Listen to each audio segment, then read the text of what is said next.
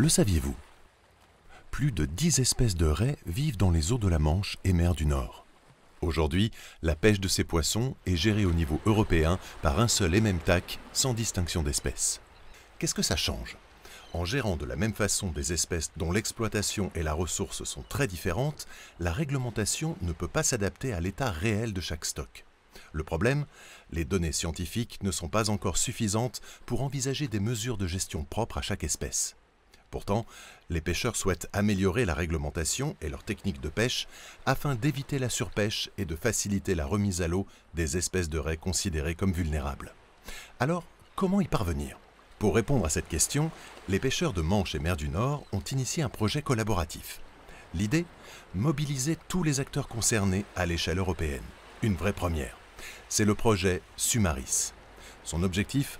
Proposer des solutions au service d'une gestion durable et transfrontalière pour les stocks de raies en Manche et mer du Nord. Première étape, mieux connaître les différentes espèces. Pour cela, une base de données sur les raies a été mise en place et complétée. Cycle de reproduction, détermination de leur âge ou encore distribution géographique des différentes espèces, de nombreuses données ont été collectées. C'est un grand pas vers une gestion durable. Étape 2, diffuser ces infos. Grâce à la création de nombreux outils de sensibilisation et de formation, de plus en plus de personnes sont maintenant capables d'identifier les raies de la Manche et mer du Nord, avec à la clé de futures données de qualité.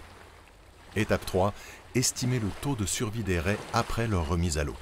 D'abord sur les bateaux, avec tri, échantillonnage et estimation de leur vitalité grâce à la méthode RAMP.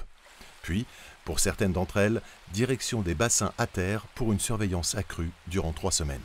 Dernière étape, rassembler la filière, du pêcheur au scientifique, pour discuter de pistes d'amélioration de la réglementation. Le résultat? 2 propositions concrètes. Proposition 1, envisager une nouvelle taille minimale de débarquement adaptée à chaque espèce. Proposition 2, modifier la méthode de répartition des quotas afin de trouver un équilibre durable entre l'économie et la préservation des ressources maritimes. Et la suite? L'aventure continue pour les acteurs européens du projet Sumaris, avec un seul but: continuer à enrichir les connaissances afin d'être en mesure d'améliorer la gestion de ces espèces à l'échelle européenne.